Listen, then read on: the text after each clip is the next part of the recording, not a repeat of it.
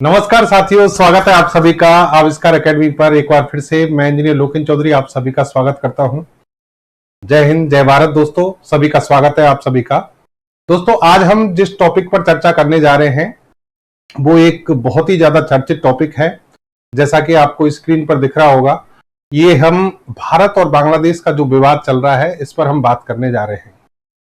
हाल ही में बांग्लादेश के जो चीफ एडवाइजर इस समय बने हुए हैं मोहम्मद यूनिस, उनके द्वारा एक विवादित बयान दिया गया और फिर उस पर भारत ने जो प्रतिक्रिया की उससे किस प्रकार बांग्लादेश की मुसीबतें खड़ी हो गई हैं और किस प्रकार भारत को आगे क्या करना चाहिए, भारत कैसे कदम आगे बढ़ा रहा है, भारत की समस्याएं क्या हैं, चीन के पॉइंट ऑफ व्यू से अगर हम इसको देखें तो भारत के लिए कहां समस्याएं खड़ी हो सकती हैं, इन सभी तमाम टॉपिक्स पर आज हम यहां चर्चा करेंगे।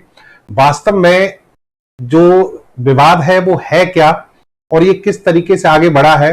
बांग्लादेश और भारत इन दोनों के संबंधों को बहुत अच्छा संबंध माना जाता था। वैश्विक स्तर पर अगर हम बात करें तो पूरी दुनिया जानती है कि इस देश का अस्तित्व भारत के कारण ही बना है। 1971 में जिस देश को भारत की फौज ने अपने बहुत सारे जवानों को शहीद करके इस स्तर पर लड़ाई लड़कर आजाद कराया, इसके अस्तित्व को बनाया, वही बांग्लादेश आज भारत को आंखें दिखा रहा है, भारत के लिए खतरा बन रहा है। क्यों, ये कैसे हुआ है, इन सभी पॉइंट्स पर हम बात करेंगे। और भारत के लिए अगर बांग्लादेश की हम बात करें तो बांग्लादेश बहुत बड़ा एक एनिमी यानी दुश्मन साबित नहीं हो सकता, क्योंकि बांग्लादेश का वजूद इतना ज्यादा बड़ा नहीं है कि वो भारत को बहुत बड़ा खतरा बन सके। बांग्लादेश केवल नॉनसेंस बातें कर सकता है, लेकिन बांग्लादेश की बेवकूफी की वजह से चाइना को कितना फायदा हो सकता है और चाइना हम पर कहां दबाव बना सकता है, इन सभी मुद्दों पर हम यहां पर बात करेंगे। ठीक है, तो सबसे पहले हम पूरी रूपरेखा के बारे में जानेंगे कि किस तरीके से दोस्तों ये मुद्दा जो है आगे बढ़ा है और किस तरीके से ये घटनाएं जो है आगे घटित हुई हैं। आप सभी को पता है कि बांग्लादेश में सत्ता परिवर्तन हुआ। बांग्लादेश में सत्ता परिवर्तन हुआ अगस्त 2024 में। शेख हसीना जो है उन्होंने अपने पद से इस्तीफा दिया। वहां के बहुत सारे विद्रोहियों ने इनका विद्रोह किया, इनके खिलाफ विद्रोह किया और फिर शेख हसीना को अपना देश छोड़कर भागना पड़ा और वो भारत में शरण लेती हैं।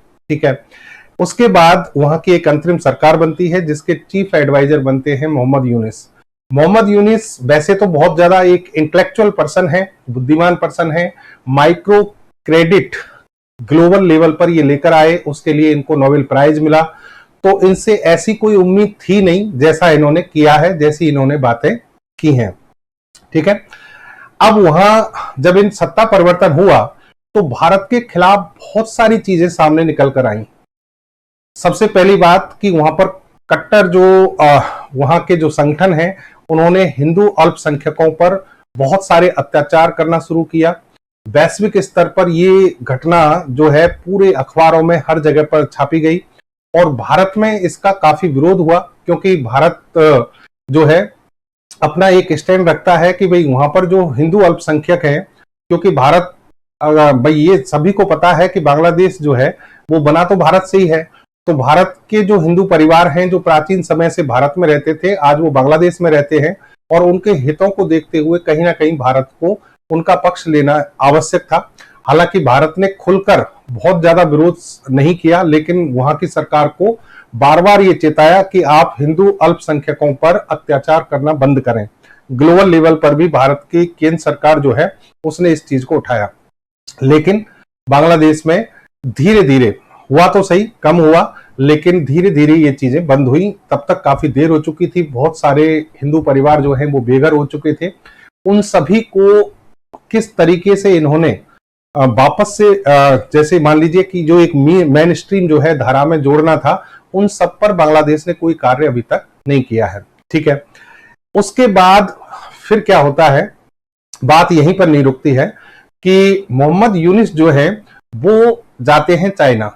28 मार्च को बीजिंग में इनकी चाइना में मुलाकात होती है चाइना के राष्ट्रपति से, और वहां पर ये एक ऐसा बयान देते हैं जो कि पूरी तरह से विवादित हो जाता है। क्या बयान देते हैं, देखिए इसको सबसे पहले तो इसको पढ़ लीजिए। ये चाइना को एक तरीके से ऑफर देते हैं, न्योता देते हैं कि भाई आप जो है ना, आप मैन्युफैक्चरिंग हब के इस समय क्या है, सिरमौर हैं। पूरी दुनिया में सभी को पता है कि सबसे ज्यादा मैन्युफैक्चरिंग सेक्टर में इस समय चाइना अग्रणी है। ठीक है, उसने इतना ज्यादा अपनी मैन्युफैक्चरिंग सेक्टर को, विनिर्माण क्षेत्र को इतना मजबूत किया है कि पूरी दुनिया में मेड इन चाइना जो सामान है वो उसकी भरमार है। ठीक है, अब यहां पर भाई साहब क्या कहते हैं, मोहम्मद यूनिस जो है वो ये कहते हैं कि भाई जरूरी नहीं है कि आप ये सारी चीजें चाइना में बनाओ, आप इनको जगह जगह पर, अलग अलग जगहों पर जहां पर आपने फैक्ट्री डाली है दूसरे देशों में जिस तरीके से डाली है वैसे ही आप बांग्लादेश में भी डालिए। और बांग्लादेश में ये कहते हैं कि आप इसको, हम आपको यहां पर क्या करेंगे, जगह उपलब्ध कराएंगे, ये बांग्लादेश वाला जो क्षेत्र है। और इससे आपको फायदा क्या होगा कि इंडिया का जो ये वाला पार्ट है, ये वाला पार्ट पूरा, ये 7 सिस्टर्स जो है, ये 7 राज्य जो इंडिया के हैं, ये पूरी तरह से लैंडलॉक्ड हैं, यानी ये स्थलीय क्षेत्र में होते, स्थलीय क्षेत्र में मौजूद हैं। समुद्र से इनका किसी भी प्रकार का कोई कनेक्शन नहीं है।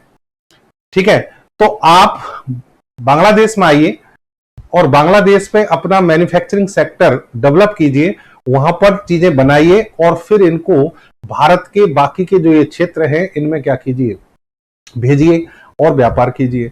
इससे क्या होगा, बांग्लादेश को भी फायदा होगा और चाइना को फायदा होगा।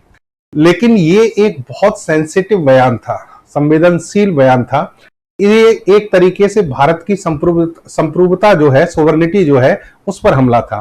भाई आप कहना क्या चाह रहे हो, आप कहना ये चाह रहे हो कि भारत जो है, भारत के जो 7 राज्य जो हैं, इन पर ये कहते हैं कि इनके लिए कोई रास्ता ही नहीं है। इनके लिए रास्ता जो है, समुद्र से अगर कोई है तो वो कहां से है, बांग्लादेश से होकर है। ये कहकर ये यहां पर आ गए। ठीक है, ये बात भारत में हवा की तरह फैली और केंद्र सरकार जो है इस पर कहीं ना कहीं, हालांकि केंद्र सरकार ने कोई साथ ही साथ ऐसा कोई जवाब नहीं दिया, इसकी आलोचना जरूर की, लेकिन किसी भी तरीके का कोई ऐसा एक्शन नहीं लिया। ठीक है, उसके बाद ये भाई साहब यहां पर नहीं रुकते हैं। अब होता क्या है कि इनको कहीं ना कहीं पछतावा भी हुआ होगा, लेकिन ऐसे लोगों को पछतावा होता नहीं है, पर इनके दिमाग में ये चीज चल रही थी कि भारत कहीं ना कहीं बहुत ज्यादा नाराज ना हो जाए, क्योंकि भारत की स्थिति क्या है, भारत कितना मजबूत है, ये इनको अच्छी तरह पता है। अगर हम कंपैरिजन करेंगे आगे कि बांग्लादेश की स्थिति भारत के कंपैरिजन में है क्या, भारत के सामने ये ना तो डिफेंस सेक्टर में, ना स्पेस सेक्टर में, किसी भी सेक्टर में कहीं भी नहीं है। अगर हम जीडीपी की बात करें या फिर हम बात करें आपके डिफेंस जो बजट है उसकी बात करें, तो कहीं इसका और हमारा कोई कंपैरिजन बनता ही नहीं है। ठीक है, लेकिन यहां ये भी बात है कि भारत अभी तक ऐसा कोई भी भारत ने एक्शन इसके खिलाफ नहीं लिया है, सिवाय एक के, जिस पर हम आज बात करने जा रहे हैं, कि बांग्लादेश को कुछ एहसास हो कि मैं गलतियां कर रहा हूं। ठीक है, हो सकता है केंद्र सरकार, देखिए मैं ये नहीं कहूंगा कि भारत की केंद्र सरकार जो है वो हर तरह से सक्षम है, वहां पर बहुत ही ज्यादा बौद्धिक लोग हैं। और मैं कहूं कि मोदी जी की जो गवर्नमेंट है वो विदेश स्तर पर तो जिस तरीके से फॉरेन पॉलिसी को संभाल रही है वो अपने आप में बहुत तारीफ काबिल है, लेकिन भारत को अब कड़े जवाब देने पड़ेंगे। भारत को ऐसे जो पड़ोसी देश हैं उनको इस तरीके से नहीं कि भाई आप, ठीक है हम इनका हर तरीके से ख्याल रखते हैं, तो समय समय पर इनको आंख भी दिखानी पड़ेंगी, अच्छे से आंख दिखानी पड़ेंगी, ताकि ये अपनी औकात में रहे। ठीक है, ये काम तो करना पड़ेगा, अदरवाइज ये देश जो है धीरे, क्योंकि एक्चुअल में देखिए इनकी फाइनेंशियल स्थिति अच्छी नहीं है, और फाइनेंशियल स्थिति अच्छी नहीं है तो चाइना जो है इसका फायदा उठाता है, इनको पैसे देता है, यहाँ इन्वेस्टमेंट करता है, और धीरे धीरे इनको क्या करता है, अपने जो वहां पर कहीं पर एयरवेस बना रहा है, नौसेना बेस बना रहा है, कहीं पर ये आर्थिक जो वो इकोनॉमिक कॉरिडोर है उनको डेवलप कर रहा है, इन सभी चीजों को करके चाइना भारत को घेरने की कोशिश कर रहा है। तो ये सारी चीजें भारत को देखनी पड़ेंगी। चलिए इन पॉइंट्स पर विस्तार से आएंगे, लेकिन पहले समझिए घटना को। तो बयान, विवादित बयान देने के बाद फिर क्या होता है, 4 अप्रैल 2025 को बिम्स्टेक समिट होता है, जो कि 7 देशों का एक संगठन है और इसमें भारत भी शामिल है। ये 7 देशों के प्रमुख आपको यहां पर दिख रहे होंगे, और इसमें चाचा जो है यानी मोहम्मद यूनिस और हमारे प्रधानमंत्री जी, ये दोनों भी क्या करते हैं, पार्टिसिपेट करते हैं। ठीक है, ये जो बिम्स्टेक समिट है ये कहां पर हुआ, थाईलैंड में, बैंकॉक में हुआ। ठीक है, वहां पर मोहम्मद यूनुस ने भारत के प्रधानमंत्री से मिलने की बार बार कोशिश की, और लेकिन मोदी जी जो है इसको इग्नोर करते रहे, और इन्होंने फिर कई तरीके से इनडायरेक्ट वे में मोदी जी तक पहुंच बनाने की कोशिश की, और आखिरकार इन दोनों की क्या हुई, मुलाकात हुई। ठीक है, मुलाकात जब इन दोनों की होती है, उसमें जो बातें होती हैं उसमें मोदी जी जो है बांग्लादेश की तरफ से जो बयानबाजी हो रखी थी उन सभी पर मोदी जी अपनी बात रखते हैं कि भाई आप भावुक होकर, इमोशनल होकर ग्लोबल लेवल पर ऐसी कोई भी बयान देने से बचें जो आपके और हमारे लिए क्या हो सकता है, नुकसानदायक हो सकता है। और वहां जो मोहम्मद यूनुस हैं वो अपनी सफाई पेश करते हैं, लेकिन कुल मिला के ये जो मीटिंग हुई वहां पर मोदी जी को ये मीटिंग ज्यादा रास आई नहीं। और वहां से आने के बाद फिर भारत एक एक्शन लेता है। कैसा एक्शन लेता है? भारत ने 2020 में अच्छे रिश्तों को ध्यान में रखते हुए बांग्लादेश की एक बहुत अच्छी मदद की थी, सहायता की थी। क्या की थी, पहले उसको समझ लीजिए। भारत ने ये कहा था कि भाई तुम लोग जो है ना, जो तुम्हारा व्यापार करते हो बाकी के देशों के लिए, देखिए जैसे यहां पर समझिए बांग्लादेश है, बांग्लादेश जो कि भारत से क्या है, सटा हुआ है। अब जैसे कि ये है भूटान है, नेपाल है, इन देशों में इनको व्यापार करना है, नेपाल में, भूटान में, तो उसके लिए बांग्लादेश के पास यहां से देखिए कोई रास्ता नहीं है, कोई रास्ता नहीं है। और ये देश चाहते भी हैं यहां पर इनका एक्सपोर्ट आसानी से हो भी सकता है। तो भारत ने अच्छे रिश्तों का ख्याल रखते हुए भारत ने इनको कहा कि भाई आप हमारे जो कोलकाता, हमारा जो पोर्ट है वहां पर सामान को लाइए, और वहां से फिर स्थलीय रास्ते के माध्यम से आप क्या कर सकते हैं, इन देशों को व्यापार कर सकते हैं। ठीक है, यानी हमारी जो जमीन है, भारत की जो जमीन है, उसको यूज करने के लिए हमने इनको दिया था, और इसके बदले में जो भी वहां पर अकॉर्डिंग टू रूल्स जो शुल्क लगता है वही हम इनसे लेते थे, और ये आसानी से अपना एक्सपोर्ट वहां पर कर पा रहा था, जिसकी वजह से बांग्लादेश की जीडीपी में काफी हेल्प मिलती थी। ठीक है, तो भारत ने सबसे पहले कदम जो उठाया वो यही उठाया।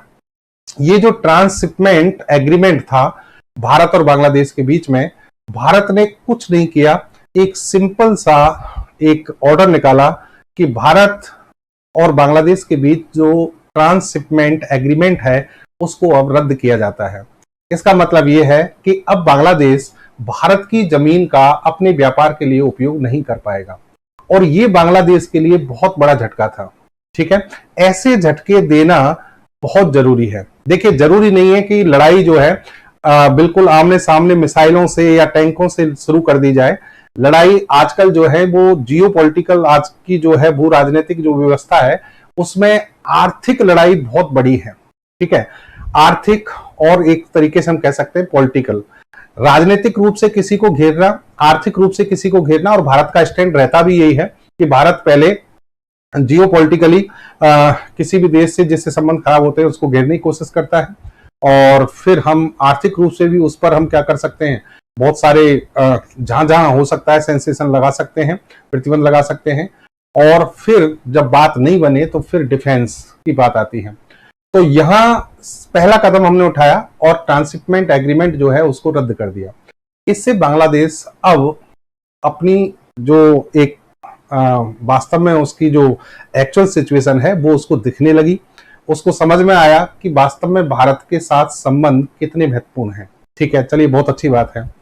अब मैं आपको बताता हूं कि जो ये कह के आए हैं भाई साहब कि आप क्या कीजिए, भारत के जो बाकी का जो क्षेत्र है उसमें अपने सामान को एक्सपोर्ट कीजिए, क्योंकि चाइना, देखिए मैं आपको बता दूं कि चाइना का जो मैन्युफैक्चरिंग हब है वो बहुत, मैंने कहा, मजबूत है।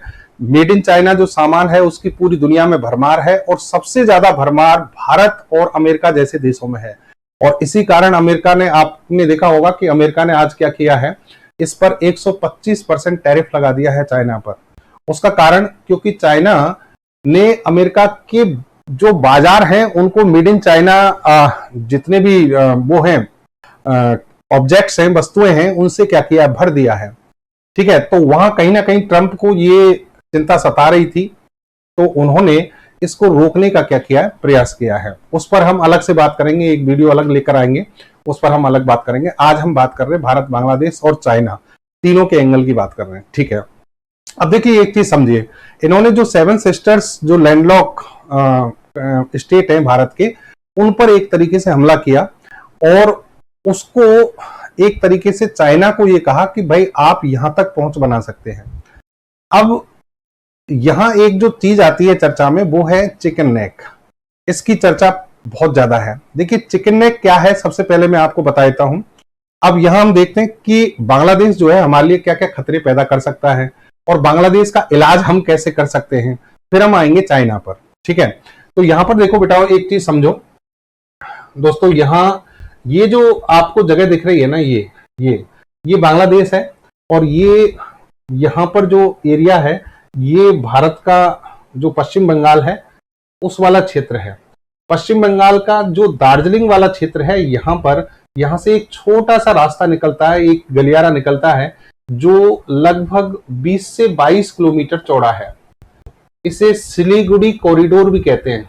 क्या कहते हैं? सिलीगुड़ी कॉरिडोर। ये सिलीगुड़ी कॉरिडोर जो है ये बहुत ज्यादा इंपॉर्टेंस इसलिए रखता है क्योंकि भारत के जो ये 7 राज्य हैं, ये 7 राज्य हैं, इन सभी के लिए ये एकमात्र रास्ता है। ये एकमात्र रास्ता है। आप इसको यहां समझ सकते हैं और ढंग से। इस मैप में देखिए, ये रास्ता जो है ये एक तरीके से भारत के जो 7 राज्य हैं उन सभी के लिए एकमात्र ये रास्ता है और ये छोटा सा गलियारा है, मात्र 20 से 22 किलोमीटर, ठीक है।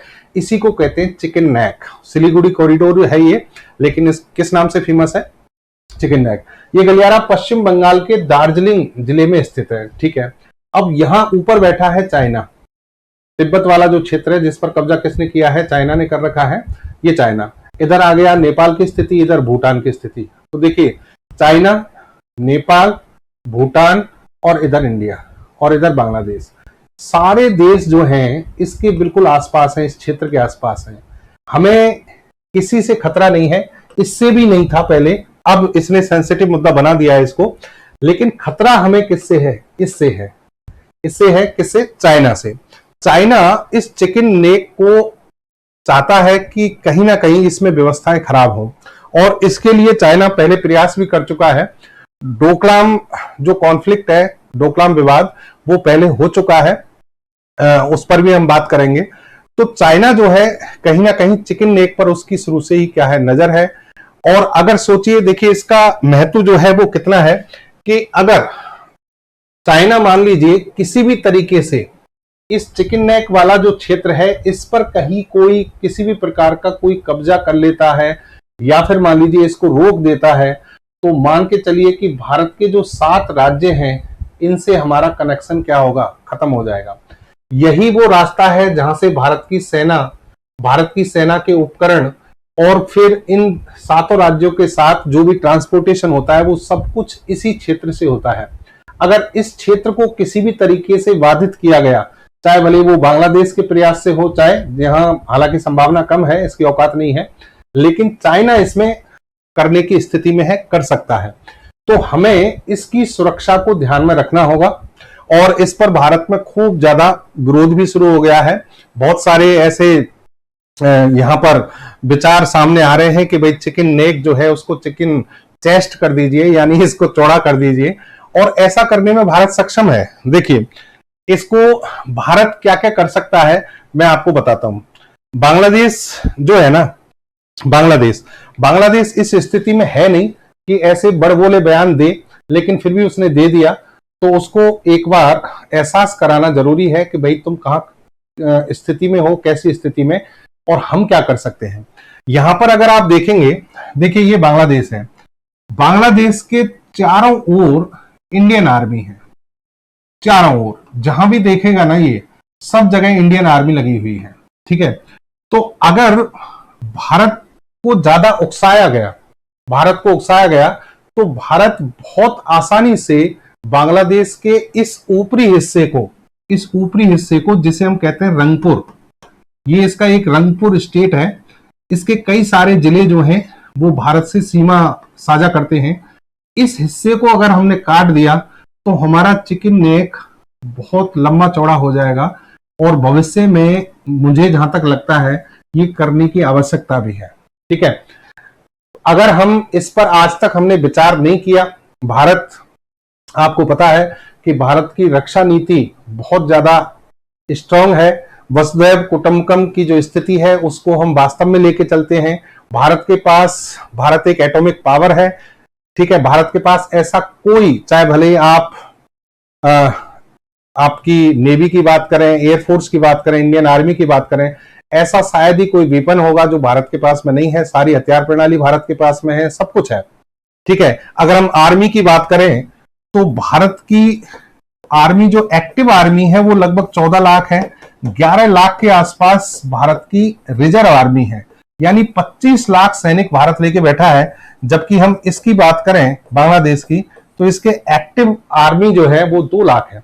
आप सोचिए कि इतनी बड़ी सीमा जो बांग्लादेश भारत के साथ क्या करता है, शेयर करता है, इन 2 लाख सैनिकों को कहां कहां लगाएगा ये?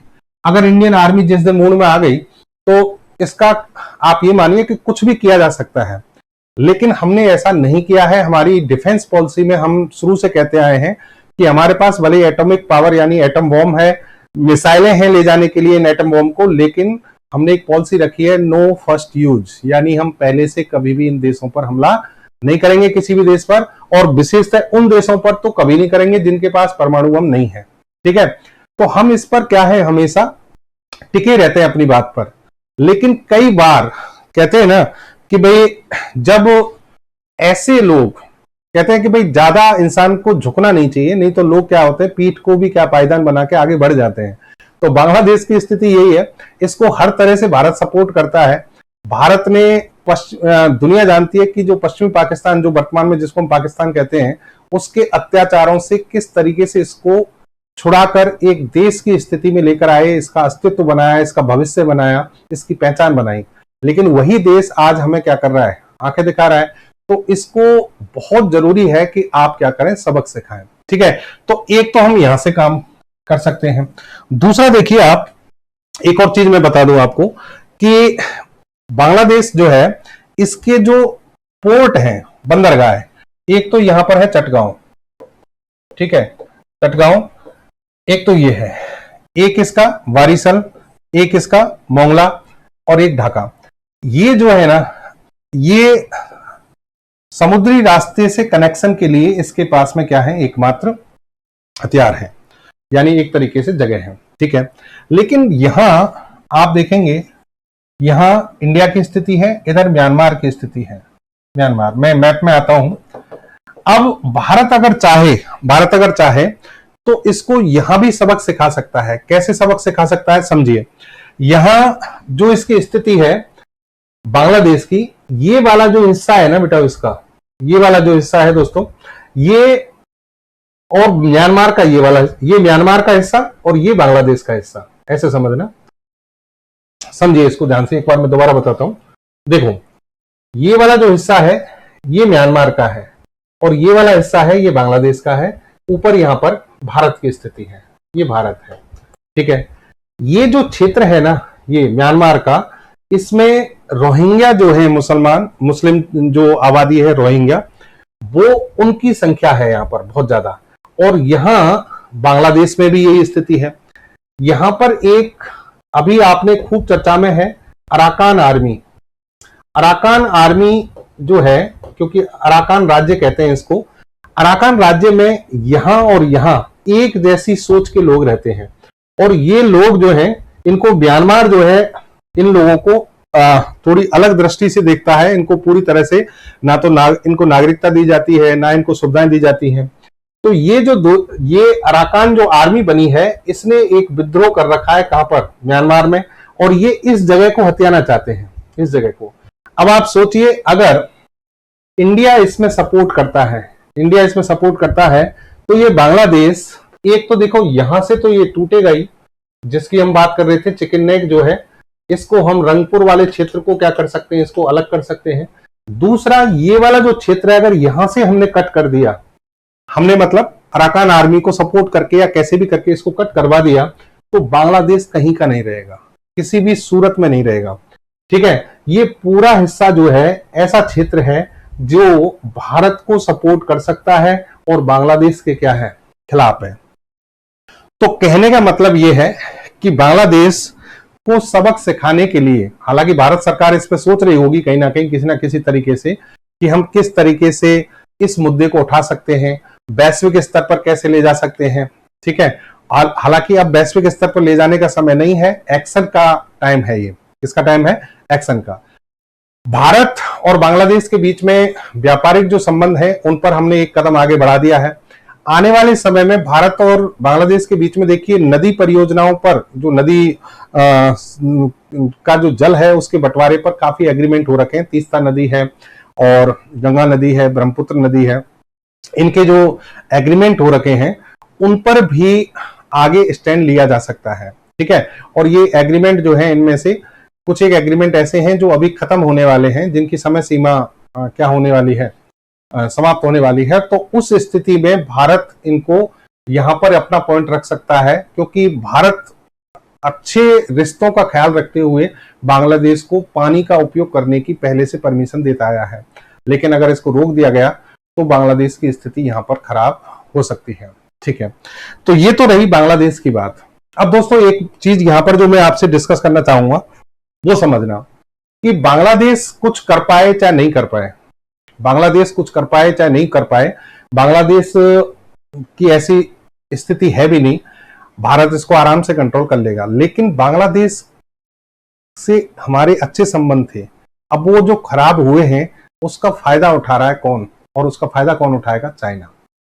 चाइना एक्चुअल में ये चाहता है कि भारत के चारों ओर जो इसके पड़ोसी देश हैं उन सभी को घेरा जाए, उन सभी को घेरा जाए और उन सभी से अच्छे संबंध बनाए जाएं। अच्छे संबंध नहीं बन रहे तो चाइना की एक दूसरी पॉलिसी है कि वहां पर इन्वेस्टमेंट करो, वहां पैसे दो, उनको कर्जा दो, और इतना कर्जा दो कि वो चुका नहीं पाए और फिर उनसे मनमानी अपनी बातें जो है मनवाओ। ठीक है, और ऐसा चाइना कर चुका है। कौन कौन से एग्जाम्पल इसके हैं मैं आपको बताता हूं। दूसरी बात, चाइना की सोच देखिए आप, कि चाइना की सोच हमेशा से ही गंदी रही है, वो पड़ोसी देशों को हमेशा से ही परेशान करता आया है। चाइना ने सबसे पहले देखिए तिब्बत जो है उस पर कब्जा किया। तिब्बत, आपने पामीर तिब्बत का जो पठार है उसके बारे में सुना होगा, उसके पास में एक स्वतंत्र देश का अस्तित्व था तिब्बत का, और उस पर इसने क्या किया? कब्जा किया। 1950 में यहां पर एक नेता हुआ करता था Mao Zedong. Mao Zedong, Nehru ji के साथ आप इसकी तस्वीर देख रहे होंगे। माओ जेडोंग एक विस्तारवादी सोच वाला व्यक्ति था। शुरू से ही चाइना की ये नीति रही है कि अपने आस पड़ोस के जितने भी देश हैं उन सभी में धीरे धीरे क्या करो? थ्रेट पैदा करो, वहां पर विस्तार करो और उनकी जो जमीन है उनको धीरे धीरे हड़प लो। तिब्बत को कब्जा करके इसने ये एग्जाम्पल दिया, और वहां पर ये जो बैठा है व्यक्ति माओ जेडोंग, इसने एक पॉलिसी दी थी जिसे कहते हैं 5 फिंगर पॉलिसी। क्या कहते हैं? 5 फिंगर पॉलिसी। दोस्तों ये बहुत खतरनाक पॉलिसी है जिसकी शायद आपको नहीं पता होगा। इसमें चाइना की सोच झलकती है। क्या सोच है चाइना की? समझिए। चाइना कहता है कि जो ये तिब्बत है, तिब्बत, ये जो तिब्बत वाला जो क्षेत्र है जिस पर इसने कब्जा कर लिया, ये तो कहता है कि ये हथेली है, हथेली यानी पाम। ठीक है, पाम, ये हथेली है, और इस हथेली की 5 फिंगर जो हैं वो कौन कौन सी हैं? एक लद्दाख है, एक नेपाल है, एक सिक्किम है, एक भूटान है और एक अरुणाचल प्रदेश है। ये 5 इस हथेली की, ये पांचों जो उंगलियां हैं वो ये 5 क्या है? जगह हैं। अब इनमें से 2 देश हैं, नेपाल और भूटान, बाकी की 3 जगह जो हैं वो क्या हैं? भारत की हैं, भारत का अभिन्न हिस्सा है।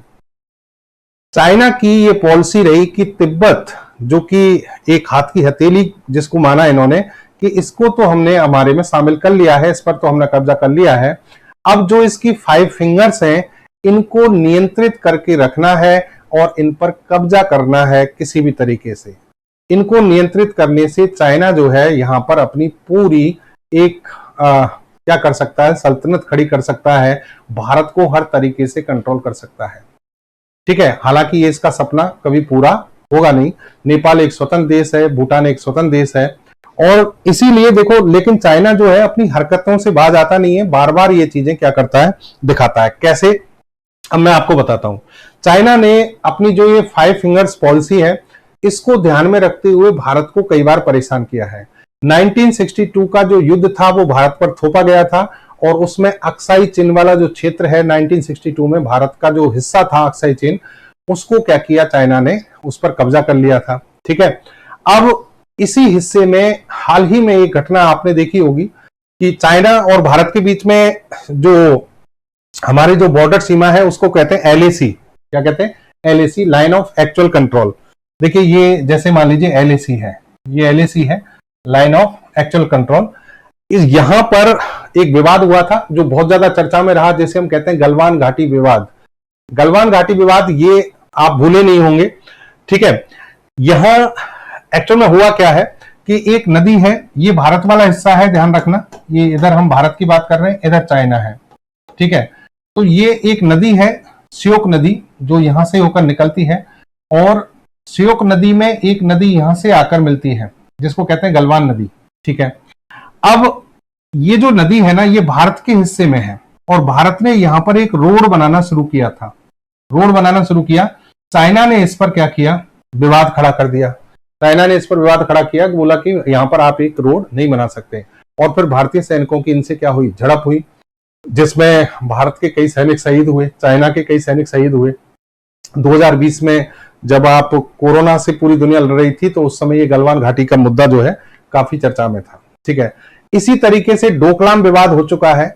डोकलाम विवाद कैसे हुआ वो भी समझिए आप, कि डोकलाम जो जगह है, यहां पर डोकलाम एक देखिए पठार है, डोकलाम जो भूटान का हिस्सा है, भूटान का, लेकिन भारत, चाइना और भूटान, इन तीनों के लिए ये क्षेत्र बड़ा संवेदनशील है।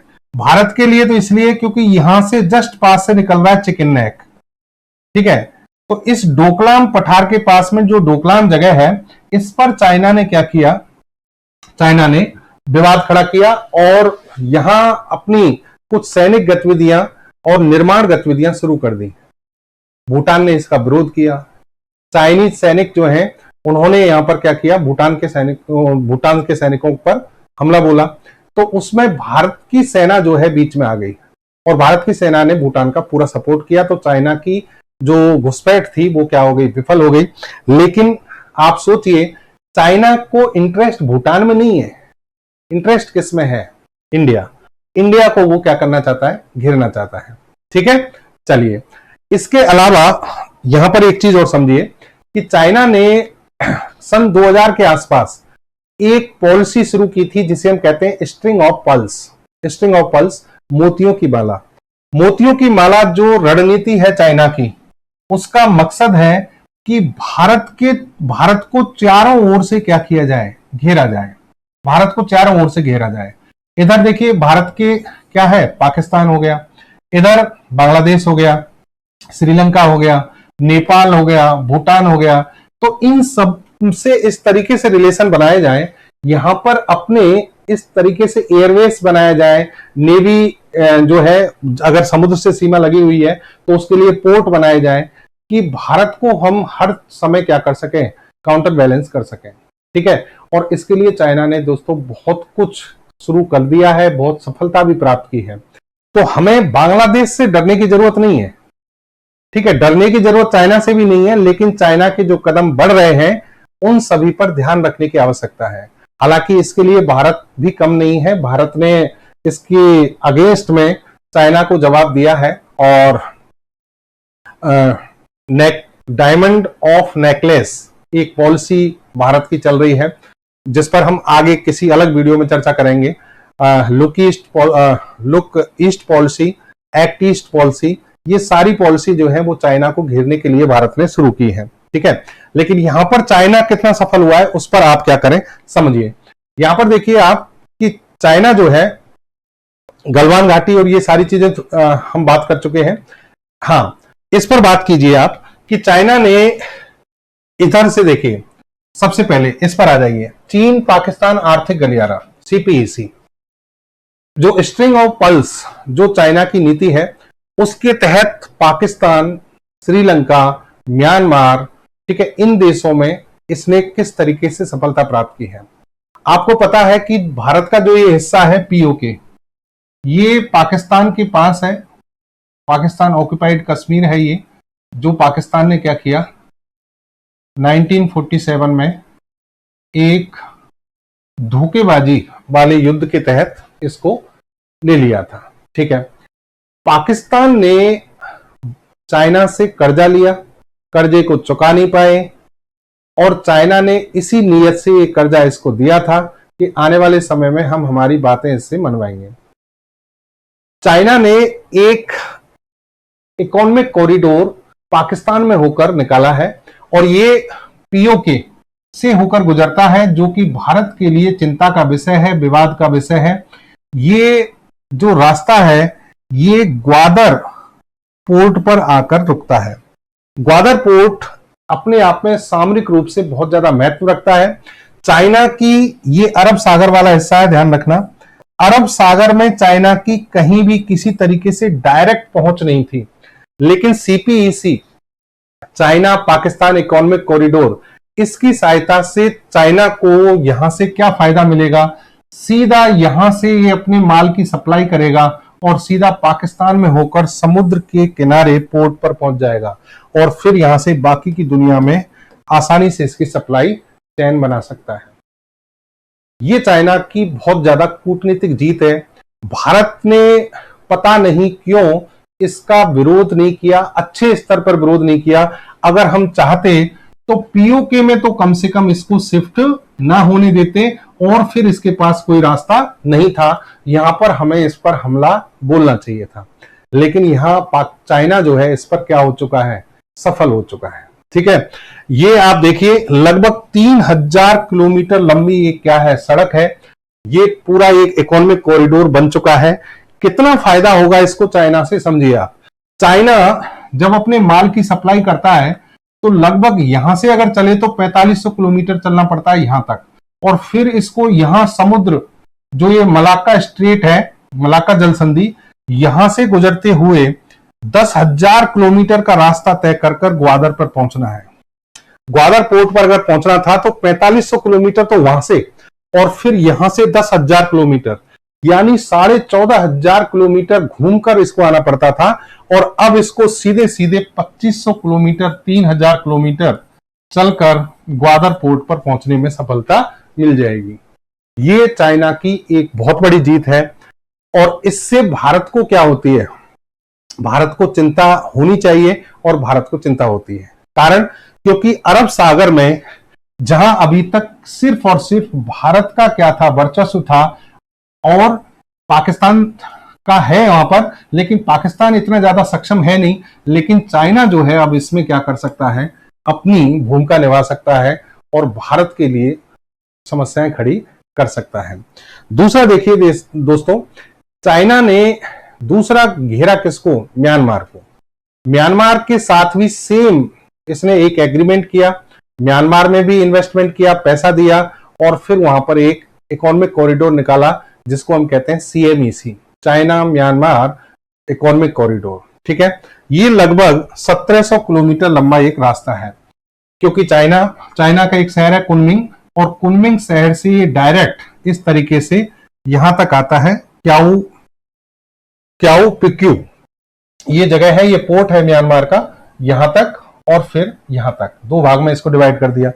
इससे बंगाल की खाड़ी में जहां एक छत्र राज है किसका, भारत का, वहां पर चाइना की पहुंच बन जाती है।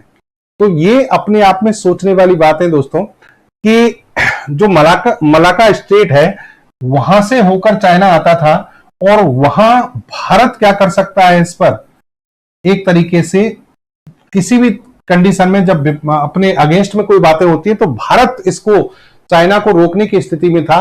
अब लेकिन चाइना जो है, इधर तो म्यांमार और इधर पाकिस्तान, इसके दो पोर्ट का उपयोग करके भारत को क्या कर सकता है, बैलेंस कर सकता है, भारत के लिए समस्याएं खड़ी कर सकता है। और तीसरी चीज, भारत के जस्ट नीचे ये है हम्बनटोटा पोर्ट जो है ये श्रीलंका में है। श्रीलंका को चाइना ने ऐसे जाल में फंसाया, इतना पैसा दिया कि श्रीलंका की आर्थिक स्थिति वैसे ही खराब थी, और श्रीलंका इस पैसे को नहीं दे पाया, तो हम्बनटोटा जो पोर्ट है उसको 99 ईयर के लिए लीज पर श्रीलंका को देना पड़ा।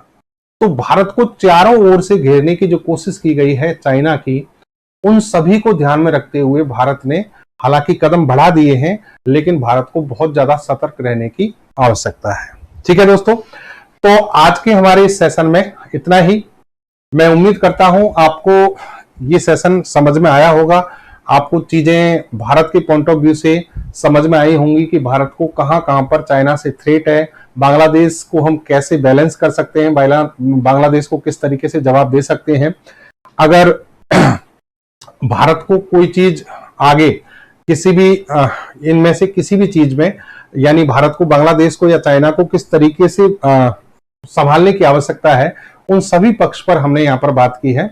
तो अगर आपको सेशन समझ में आया है, चीजें कुछ लाभदायक आपके लिए रही हैं, तो हमारे चैनल को आप सब्सक्राइब करें पहली बात तो, और ज्यादा से ज्यादा विद्यार्थियों तक इसको शेयर कर दीजिए ताकि वो लोग भी इसका फायदा उठा सकें। अगले किसी एक बहुत अच्छे मुद्दे पर हम आगे मिलेंगे आपसे और उस पर विस्तार पूर्वक चर्चा करेंगे। बहुत बहुत धन्यवाद, मिलते हैं नेक्स्ट सेशन में।